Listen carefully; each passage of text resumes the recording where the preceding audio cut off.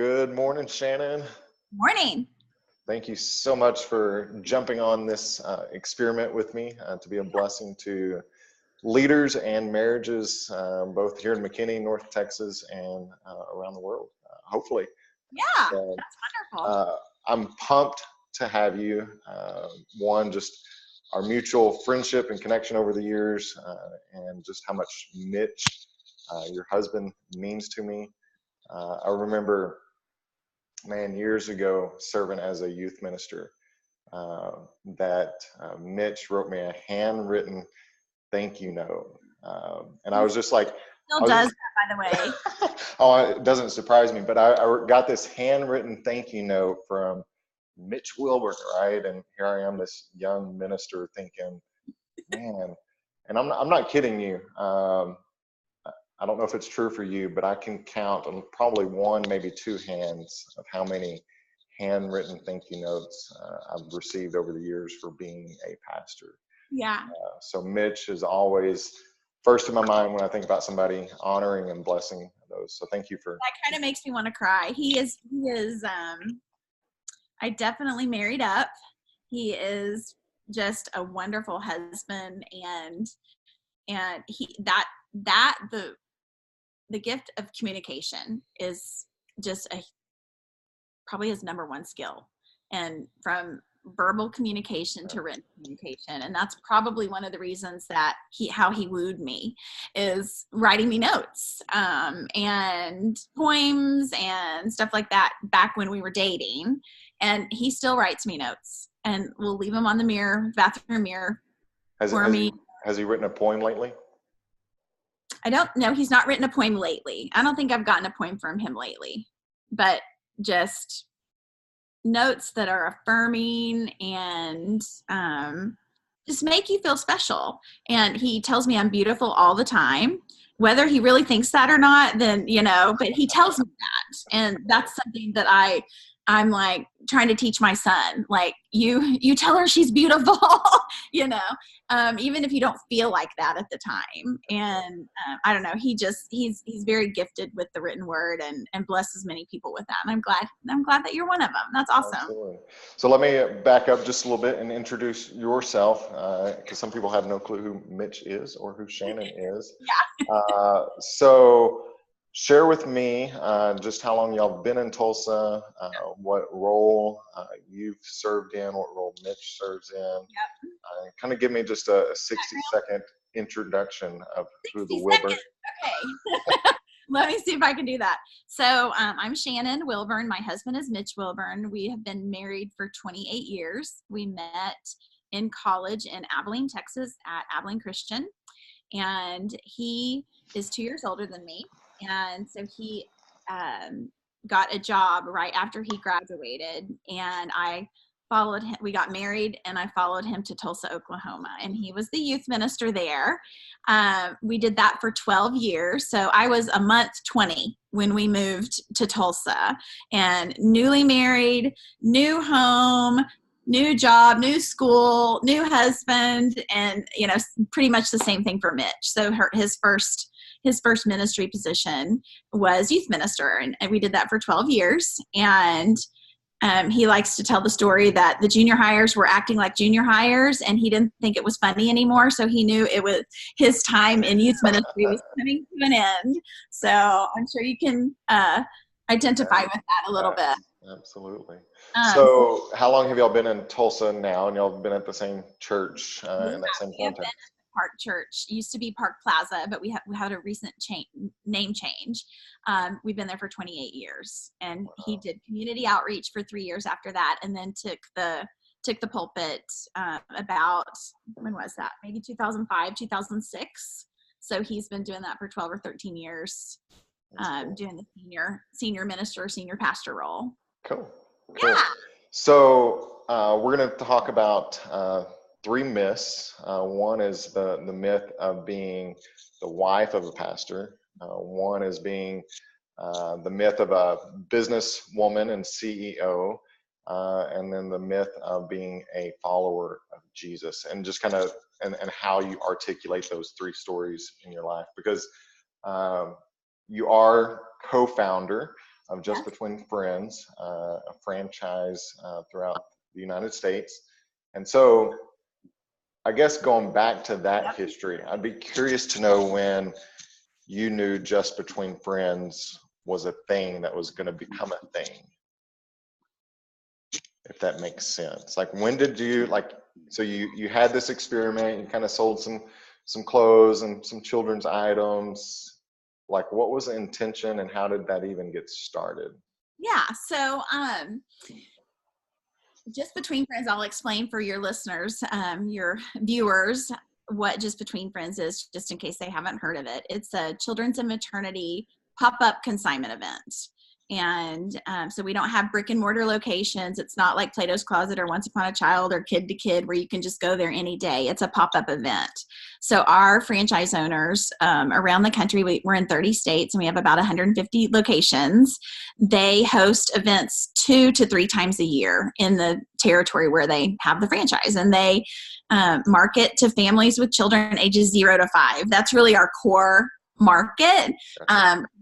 Those are the people that have lots of toys, lots of baby equipment, have lots of clothing. You know, your kids outgrow their clothes every 6 months. And so you have to find a way to recycle that and be sustainable with all of that, all of those goods. And so we started that company, Just Between Friends, in Tulsa. And I say we, I have a co-founder, Devin Tackett. And we started that in my living room in 1997 and grew it for 6 years there, helping, thousands of families in the Tulsa area. And we had other friends and family that were wanting to start this. And so we started franchising. And so we've done the franchise side of things since this will be starting ending our 15th year doing that. And so anyway, that's kind of what Just Between Friends is. And I believe you asked when I started that, and that was in 1997. So did you know it would become what it's become? No. I had an elementary education degree. And I wanted to stay home. When we started it, it was 3 years after my son was born and 2 years after my daughter was born. So I think they were 1 and 2 when I started this. And they are now 24 and almost 23.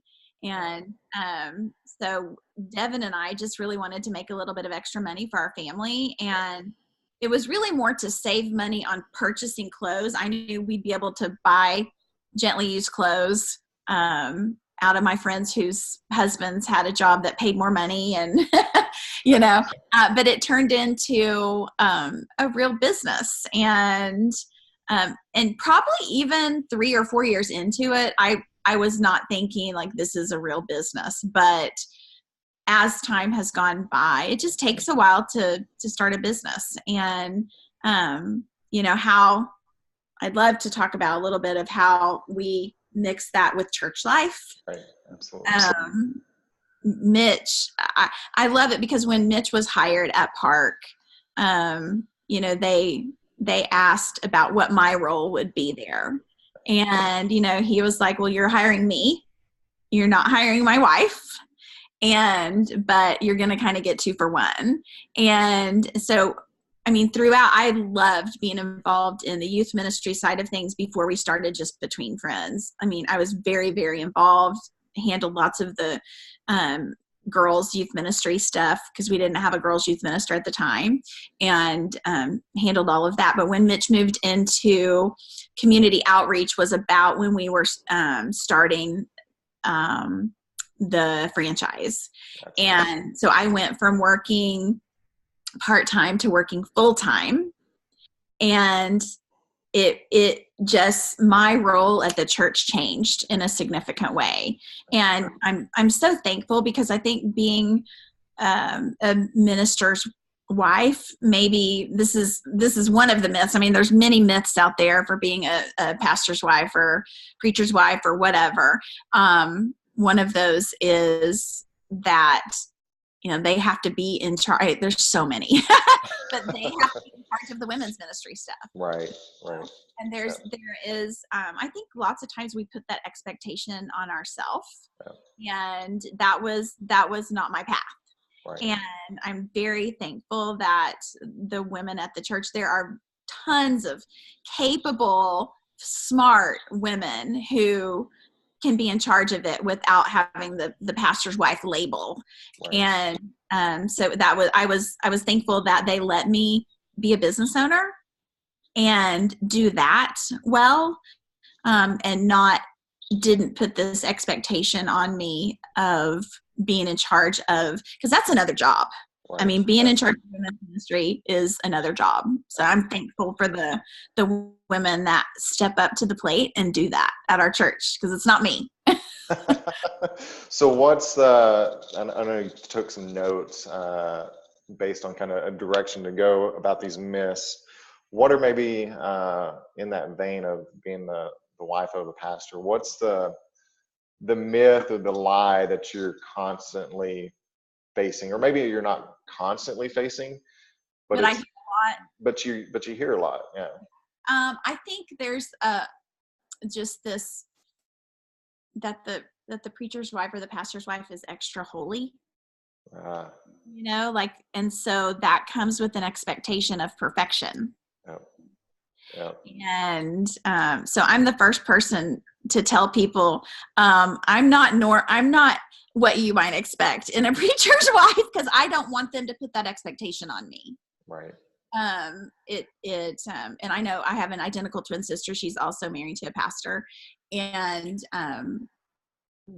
we talk about funny things that happen, like you don't get invited to the party because they might be serving alcohol. Oh my gosh, you don't get invited to those things. People think that maybe something that they're doing has any sort of sin attached. Well, we can't invite the preacher and his wife because they're sinless. Yeah. Do you see what I'm saying? And we're definitely not sinless. Right. We struggle just like any other person. Yeah. And so I think that's probably the biggest one, is just this. I think it's because we want the people that we follow to be perfect. Right. Because why would I follow someone who's imperfect? Right. But there's no such thing. And so hopefully we have tools to make good decisions most of the time.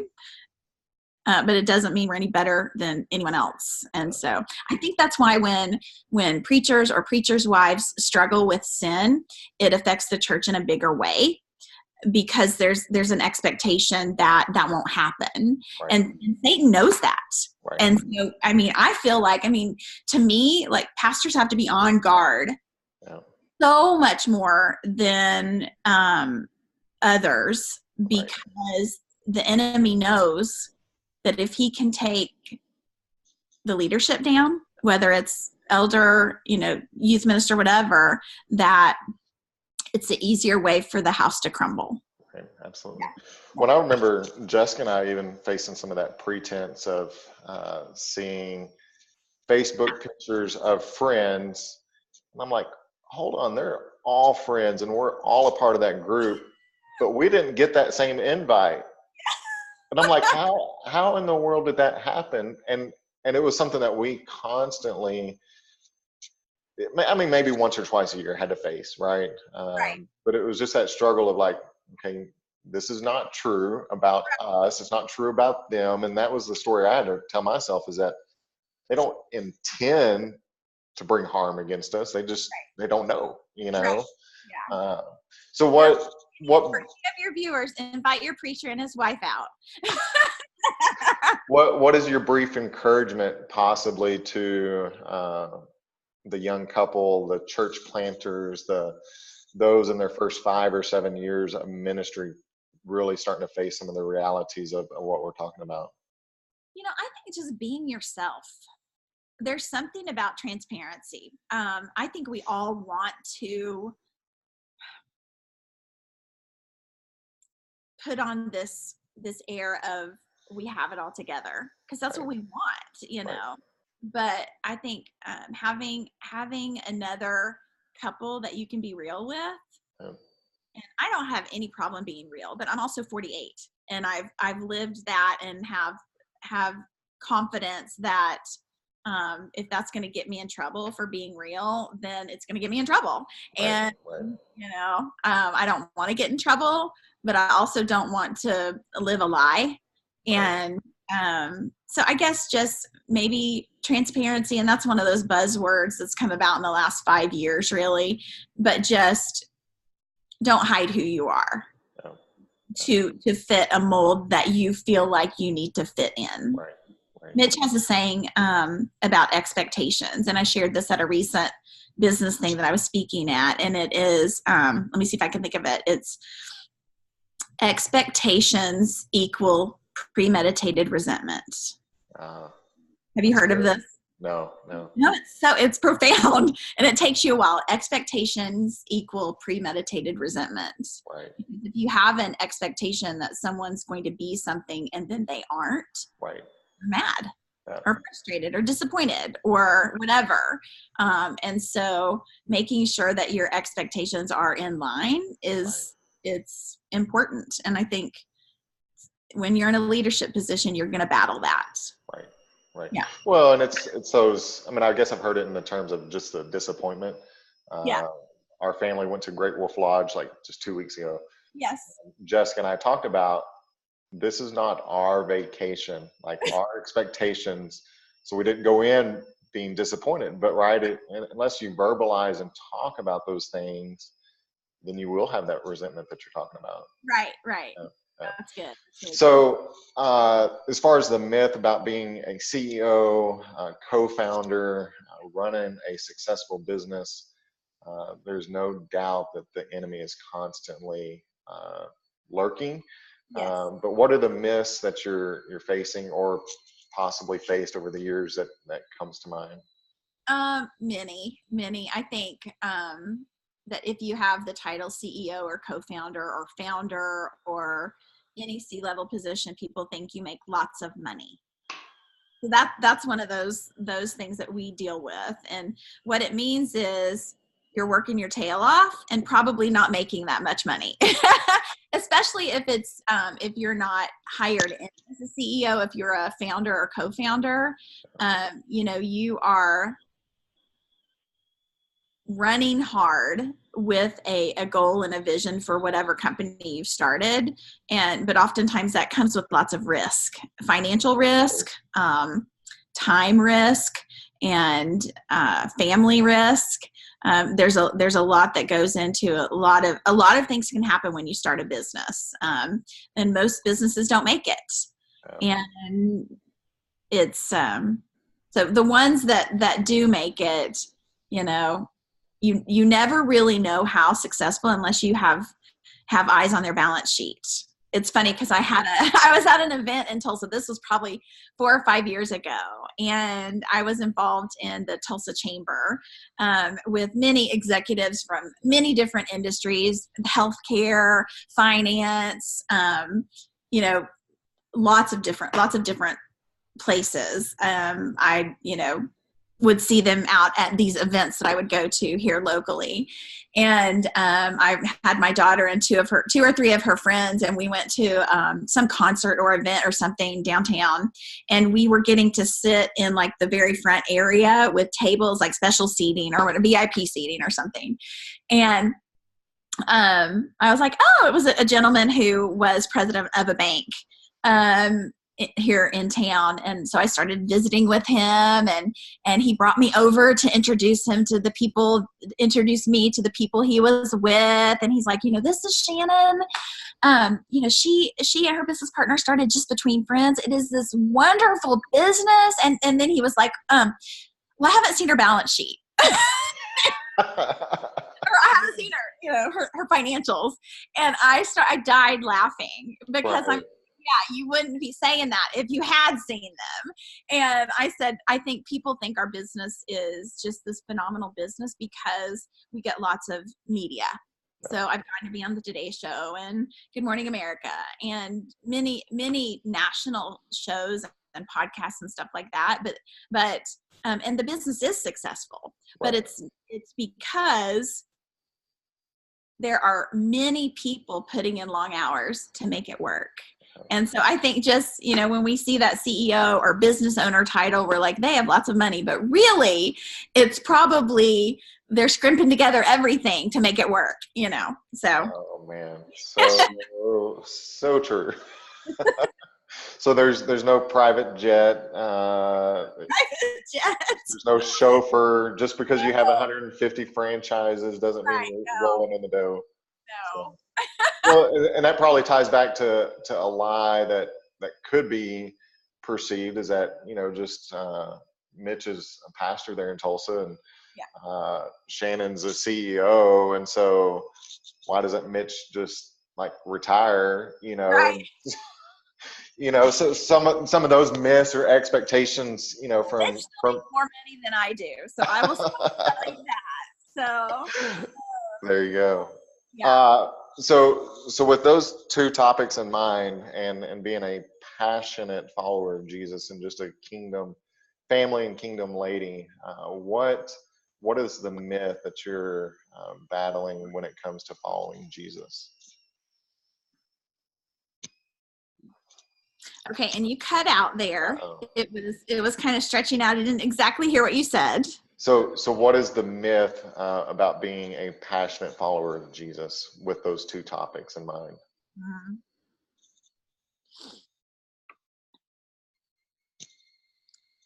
I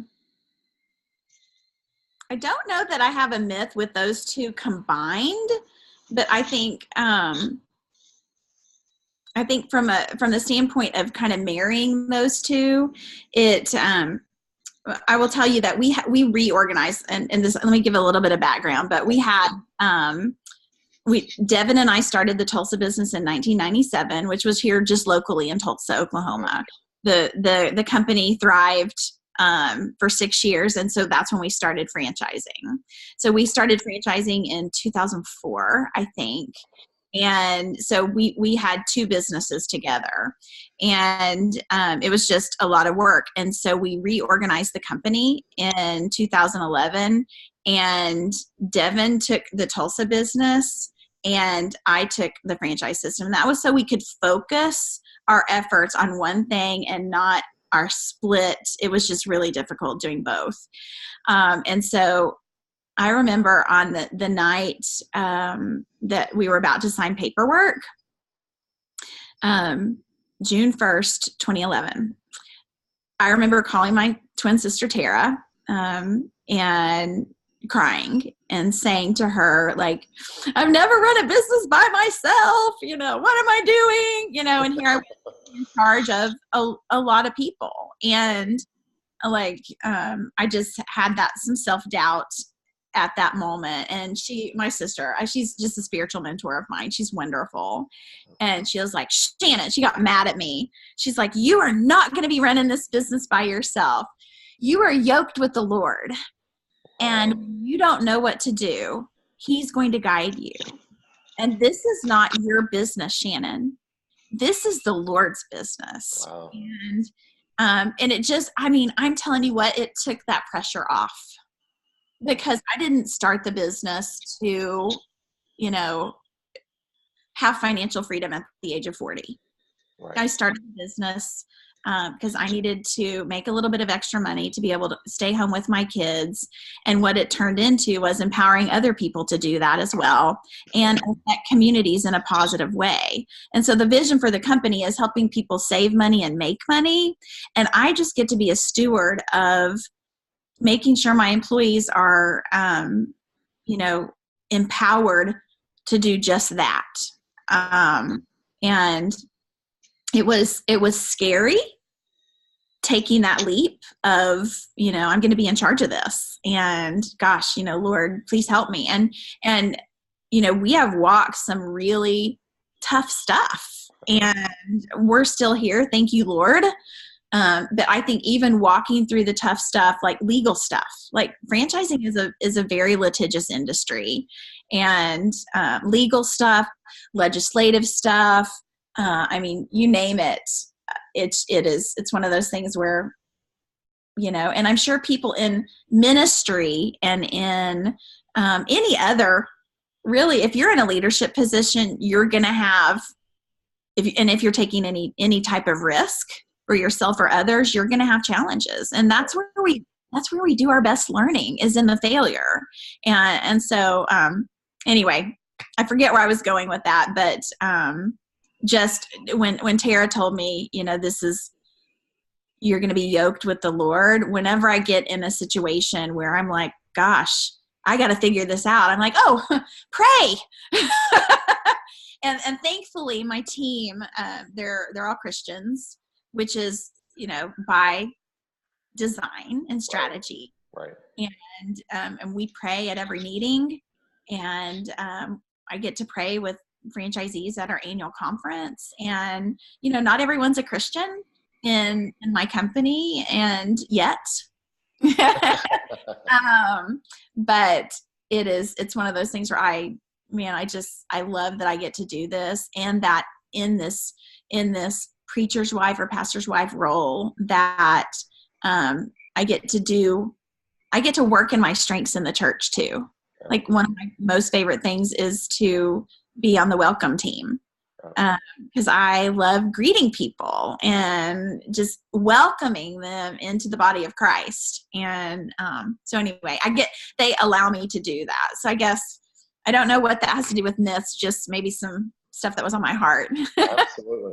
No, I mean, I love the fact that, just being early on in the adventure that I'm on and Jessica's on, is just, there's so much truth into just the reality of, this is not our doing, Yes. like, at all. Like, and God's going to show up, but he's going to show up in a way that he's trying to mature and grow you up in the way of Jesus. Yeah. And it's good, and it hurts, and it's painful, but yes. but that's why it's encouraging to talk to you, because you're 7 years since 2011 signing some of those documents, but even 20 years into doing this adventure. Yeah. So it's super encouraging. But last week when I was on the phone with you, there was just this sense of passion dripping from you, that it feels like God has placed something upon you. Being 48, you've got so many, respectfully, Lord willing, good years ahead of you. So what is the thing that God has given you that you're leaning into, that you're ready to kind of march ahead with? So, and some of our purpose. Did I tell you about the women's thing that I lead? Yes, I think you're two years into it. Yeah. Okay. Yep. Now I'm going to talk about that a little bit. Okay. So, there's lots of purpose in what I do as a CEO with Just Between Friends, and just in the way that it affects families for good. People make money, they save money. Everyone leaves, hopefully, feeling good about their participation with Just Between Friends. Right. But over and above that, the Lord's given me the opportunity really to get involved in the franchising industry as a whole, which is, it's a boys club. It is kind of a boys club. And it, franchising, you have lots of founders in franchising. So people who have started their own company and then wanted to scale it. Right. And then you have lots of, the employees for all those companies. And then you have the private equity side. So you have all of these money guys and girls. There are a few girls, very few, but there are some women involved in private equity. But you have that side, you have the founder side, you have just the hired guns, so the C-level positions that are, everyone's coming together trying to grow their franchise system. So there's probably, I'm going to say a number, it's probably going to be wrong, but I think there's like 4,000 different brands in the United States that are franchised. Some of them you've heard of right and left, like Dunkin' Donuts or Krispy Kreme or McDonald's. Those are some restaurant brands. Lots of service-based brands are out there. 2 Men in a Truck comes to mind. Mr. Rooter, Glass Doctor. Lots of service brands. But you get everybody together, and it's a very it's a great industry because everyone wants to help each other. It's kind of like when ministers get together. Right. You're like, okay, what's working for you? What didn't work? How would you handle this situation? I mean, it's the same thing. You get with your people. Right. And so I've had the opportunity to speak at franchising events and to attend multiple conferences and be involved in task force and committees and all of that within this industry. And I love it. I love it. I love it. I love it. About 3-4 years ago, this happened 5 years ago, my executive team came to me and said, Shannon, where are you spending your time? So I was just all the time, I'm going crazy. And so they said, take a week, write down where you spend your time. And what I was doing was I was mentoring people a lot. I was having calls with, people locally in Tulsa, like, this is how you grow your business, et cetera. And they're like, okay, you need to like cut that down, and you need to, and then they said, why are you involved in local Tulsa stuff? And I said, well, I enjoy it, help my community, blah, blah, blah. And they said, yeah, but is this time, is this growing just between friends? Is this growing? And it really wasn't, because we had sold all the territories here and the relationships that I made were great. So they kind of challenged me to get involved in the franchising industry instead. And so when you say yes to something, you have to say no to something else. I was saying yes to franchising industry, and what I was saying no to, that's kind of dramatic, but that was kind of what I was doing over time. And so I got involved in the franchising industry and started creating greater relationships. And I had been involved a little bit, but I was involved a lot more. And the Lord gave me a vision probably about 4 years ago for specifically women in franchising. And not that the franchising industry is bad. It's actually a great industry. It's the world. Right. As many people, I'm sure the people who are watching this, they're involved in the world in their normal job. And there's lots of opportunities for kingdom work in your normal job. And I wasn't, other than just between friends, I wasn't really looking for that in the franchising industry. And he put it on my heart and confirmed it multiple times that I needed to start a women's event, just a small women's event. And it was going to have people in C-level positions, women, come together, and we were going to work on ourselves. And I knew it was going to be about Jesus and about planting that seed, but I knew it didn't have to be Christians that came to it. And so one of my executive team members and I sat down and wrote out all of the women in C-level positions in the franchising industry that we could think of. And there were like 36 people on this list. And then I started praying about it. And the Lord would highlight someone to me who he felt like should be there. And I would call him and have this awkward conversation, because this is how it went. My name's Shannon. Some of them I knew, but let's say I didn't, hi, I'm Shannon. I'm CEO and co-founder of Just Between Friends. I'm going to be having an event in November, and it's just for women in C-level positions. I don't have an agenda. I don't know what our topics are, but the Lord highlighted you to me that you need to be there. And so if you can't come, if your schedule's already full, then that's the answer. You're not supposed to be there, but I really want you to look at it because, it's a special invitation. And it's not. And were you asking them to pay registration, hotels, and? No, I was, that's a whole nother God story. So a whole nother, but no, I was not asking them to pay for that, because I didn't feel like that was supposed to be a part of it. And so anyway, we had, I think we had 9 or 10 the first, and I asked 2 spiritual mentors of mine to come, and one of them is my sister, and come and just pray over the ladies individually if they wanted it. So we had a time in the schedule where they could get 20 minutes and someone could pray and prophesy over them. And I'm telling you what, every single one of them came out of there crying, because when someone prays for you specifically for 20 minutes and asks the Lord what he has for you, wow, and then you're able to impart what you hear over them in a blessing fashion. Like, it just made people excited. And we had someone accept Christ the first year. And then we did again this last, we just got back from the last one that we did.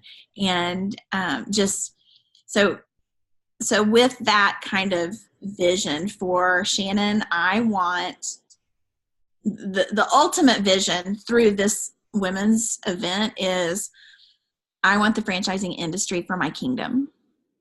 And this is just, a small bit of how the Lord is going to do that. I'm just a small part of it. Right.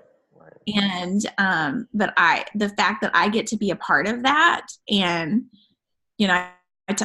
I think I told you, I said, we call it the advance. Right. And if they want to think they're advancing their leadership, because we do that, that's great, but we're really advancing the kingdom. So I can't believe I get to be a part of it and get to do the inviting. And I believe, just having got back from it, I've just been back about 10 days from the last one we did. It's another way to have community.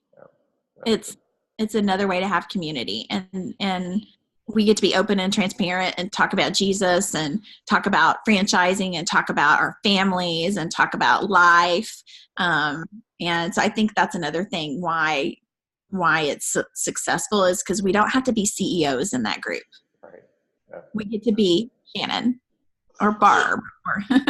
Well, the thing that's coming to mind is that in our post-Christian culture, and I'm sure y'all see it in Tulsa, is that people aren't knocking down our doors on Sunday morning to get to our church building. And so the next wave of missionaries, the next wave of people following Jesus are really going to be in the marketplace. Right. And there's no doubt that God has given you that vision to live into. I'm just pumped hearing it again. And I was just super pumped when I got off the phone with you last week to know that this was the direction to kind of go in. So really pray for it, because it is, I don't know if you've ever done the Strengths Finder test. Oh yeah. One of mine is includer. Okay. And so, like, I want everyone to be invited, like, come, it's like a y'all come thing, but that's not the vision that the Lord has given me here. So it's kind of a little bit of this, because because people know about it, and it's like, I haven't been, your name hasn't been chosen yet. It's not time, and I think, and I haven't had to have that one-on-one conversation with someone like, you're not invited, but I know that there are, just because of how things work, people want to come. And so just please pray for me that I will be able to hear clearly people that are supposed to be there at the time they're supposed to be there, because that's a struggle for me. Yeah. Amen. So closing out 2018, and people are running into 2019, and everybody thinks they're going to change the world, they're going to get healthy, they're going to do all these magical things. What is your encouragement to people living into vision, living into purpose, living into, as followers of Jesus, this kingdom that is beyond ourselves? I guess the encouragement is to stay open to hearing his voice. And especially, I think some of us involved in ministry, or really anyone, you get so involved in what you're doing that you don't take a minute to ask the Lord, is this your best for me? And because there's so many good things. I am involved in a women's Bible study, and we had it last night, and there were 3 people who couldn't come. And so I was texting them this morning for prayer requests. Do you have anything that I can be praying for? And one of them said, gosh, I'm just so busy. I'm double and triple scheduled, which is why she couldn't come last night. And I'm like, okay, I'll be praying that your schedule, that you're more cognizant of your schedule, and that you choose, because everything's good, right? We all have this these great things that we're involved in. And I'm pointing the finger at myself too, of not taking time to be in his presence. Yeah.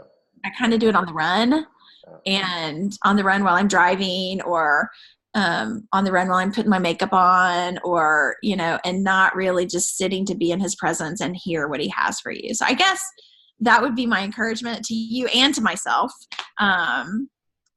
as we go into 2019. That's good. That's good. I mean, that's oh, just the marriages and leaders that I work with, it's like, we're good people. Everybody's doing good things. Yeah. But they're so busy that they're totally not even communicating with each other. You know, it's the simplicity of saying no to stuff. Yes.